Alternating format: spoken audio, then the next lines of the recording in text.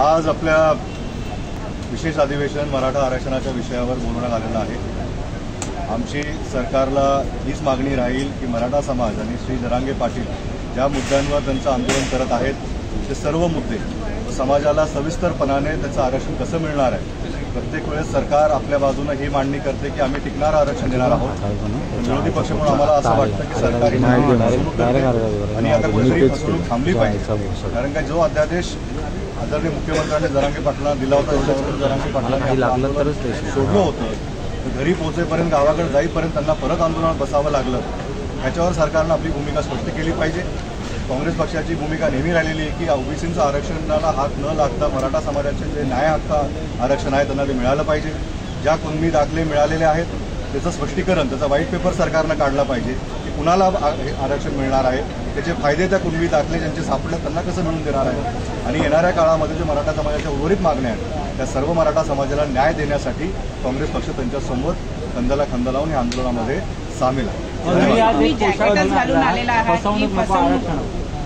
तुम्हाला असं वाटतंय का की विशेष अधिवेशन घेतलेलं आहे किंवा मध्यंतरी जे काही झालं याही वेळेला फसवणूक होईल असं वाटतंय का? तुम्ही जॅकेटच तसं घालून आमचा हाच विषय झालेला आहे की फक्त आता निवडणुकीच्या काळामध्ये सरकारने हे विशेष अधिवेशन बोलवलेलं आहे। ज्या 18चा दाखला हे सरकार देत होतं की जे टिकणारं आरक्षण त्या तत्कालीन सरकारला दिलं होतं त्या पद्धतीनं हे सरकारही टिकणारं आरक्षण देणार आहे। पण त्या टिकणाऱ्या आरक्षणाचं काय झालं, सुप्रीम कोर्टात त्याच्याबद्दल काय म्हणलं गेलं सगळ्यांसमोर आहे। ज्या मुद्द्यांवर ते आरक्षण टिकलं नाही त्याच अर्थाने परत कुठेतरी समाजाची फसवणूक होऊ नये।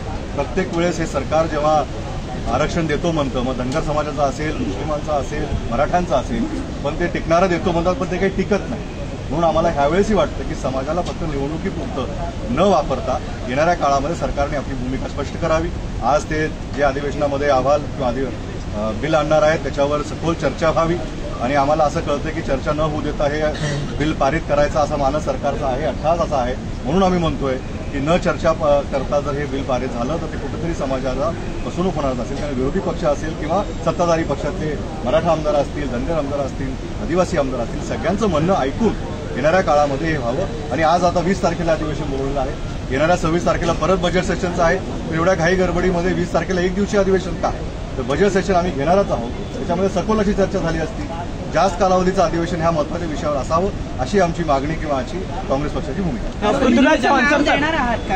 आज जर बोलण्याची संधी दिली गेली तर तुम्ही आम्ही आमच्या प्रबोधकांना कळवलेलं आहे की पक्षाच्या वतीनं आम्हाला सर्व मराठा आमदारांना आणि सर्वच आमदारांना ज्यांना ज्यांना याच्या विषयावर बोलायचं आहे त्यांना बोलण्याची संधी मिळावी। पण आता हा अधिकार अध्यक्षांचा असतो, कुणाला संधी देणार आहेत, काय ते विषय देतील ते आता अधिवेशन सुरू झाल्यास आपल्याला कळेल।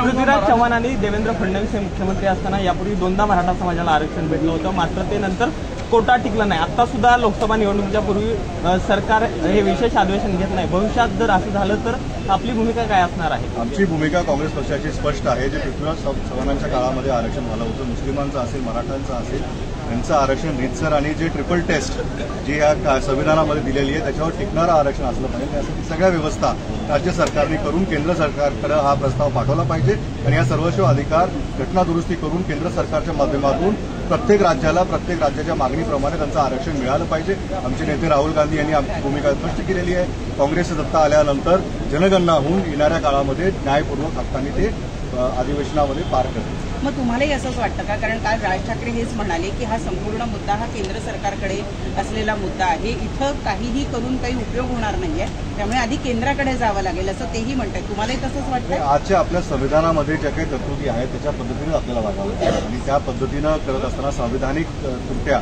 ज्या असतील त्या दूर करून आणि ज्या कोर्टाने जे आदेश दिले होते त्याच्या दूर करून राज्य शासनाचे जे काही अधिकार असतील, आता मागासवर्गीय आयोगाचा अहवाल तुम्ही आज सादर करणार त्याच्यामधून काही नवीन माहिती मिळेल, या सगळ्या गोष्टीची प्रक्रिया ही प्रक्रिया पूर्ण करण्यासाठी आणि हे आरक्षण टिकवायचं खऱ्या अर्थानं सगळ्याच पक्षांना हे आरक्षण टिकवायचं असेल तर ती संविधानिक प्रक्रिया पार पाडावी लागेल, एवढं त्याच्याकडे नमूद करतो। धन्यवाद।